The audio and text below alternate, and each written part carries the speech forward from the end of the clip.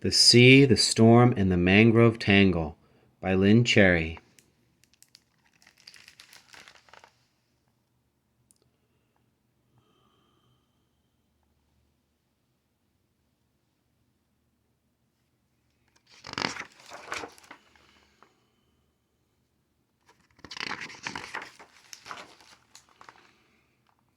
Over a shallow, salty tropical sea, a flock of pelicans flew around a mangrove island.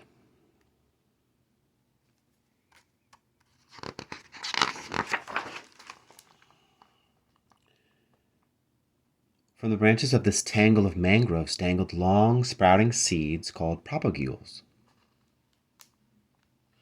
As a pelican landed, it jostled a branch and a propagule fell into the sea.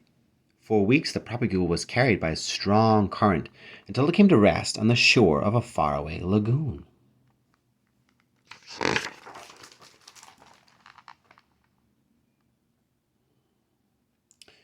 There it took root, sprouted leaves, and began to grow. For decades in the hot Caribbean sun, as tides rose and fell, it slowly grew and sent out prop roots to help it stand.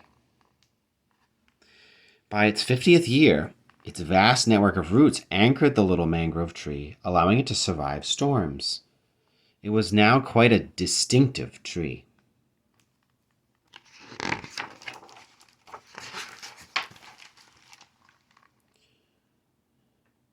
A mangrove tree crab scuttled by and exclaimed, "How can a tree grow in this salty sea?" She climbed the seedling to eat its leaves and made the mangrove her home.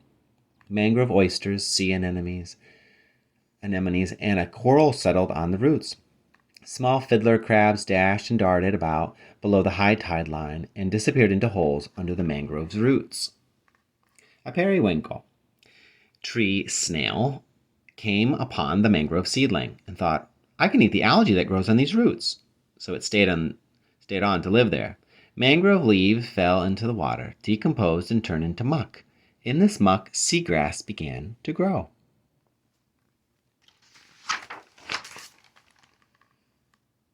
Several more years passed, and the mangrove tree became larger, sending out more branches and prop roots. It grew flowers that were pollinated by the wind. Driftwood floating across the sea carried anole lizards to the mangrove tree.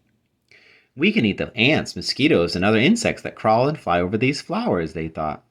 Hummingbirds hid their nests within the mangrove's tangled branches, while a caterpillar and the mangrove tree crab nibbled on its leaves.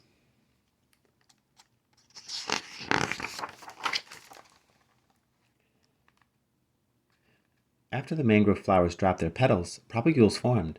These living seeds grew long and heavy until they fell down between the mangrove roots and the seagrass. There the new propagules began to grow.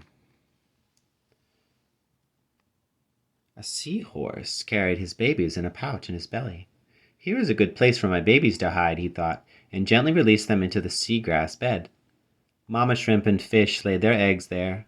Grunts and mangrove snappers fed in the seagrass at night and during the day, hid from bigger fish among the mangrove roots.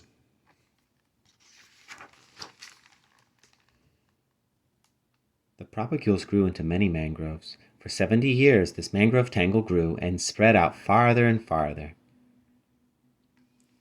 Dolphins found the water around the mangroves teeming with fish and decided to stay there.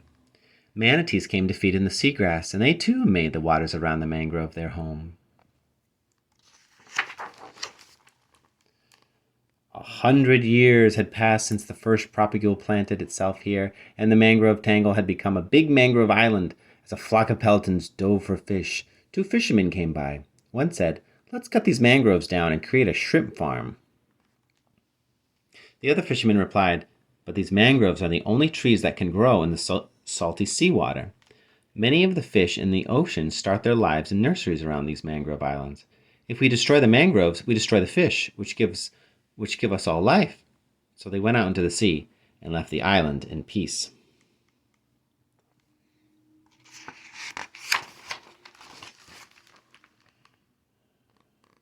Two pelicans tucked themselves into the mangroves and thought, "Here we can build a nest and dive for fish." Herons came to hunt for shrimp, crabs, and small fish. A magnificent frigate bird puffed up its large red pouch to impress its mate.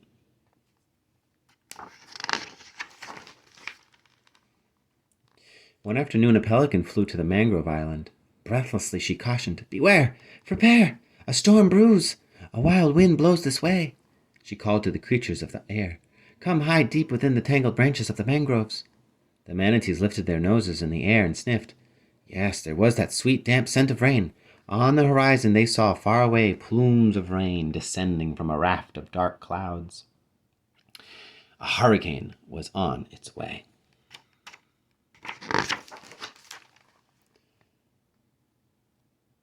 The seahorses called to the other creatures of the sea, "Come with us. Beneath the roots in the center of the mangroves we will be safe." So they swam, crawled, scurried, and slithered to the shelter of the mangrove roots. That evening the breeze became a screaming tempest. Thick, dark, frothing clouds raced through the sky. "The hurricane is here," the animals cried. Winds sang and moaned through the mangrove tangle, lashing, breaking, and tearing the branches. The birds held on, fighting with the power of the hurricane through the night. Under the sea, the sand churned as huge waves tossed and turned the fish and seahorses, trying to rip the mangrove roots from their hold on the sea floor. The next morning all was still. The sun shone from behind the retreating purple clouds, and a mangrove propagule floated away on the current.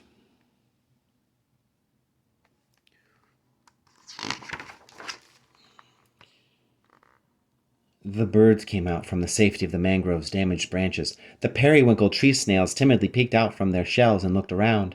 The fish, the crabs, and the seahorses swam out from the protection of the mangrove roots. All were safe. Meanwhile, the mangrove propagule blown by the storm came to rest on the shore of a faraway lagoon.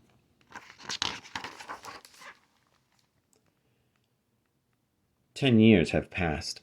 Dead, bleached branches still tell the story of the hurricane, but new growth has sprouted from the mangrove's broken branches, and the mangrove island is even bigger, wider, and deeper.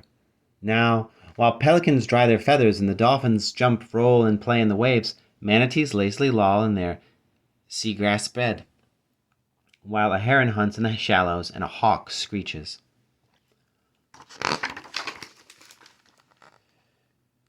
That mangrove propagule carried on the waves to a faraway lagoon has now grown into a little mangrove tree, and there it will continue to grow, and grow, and grow.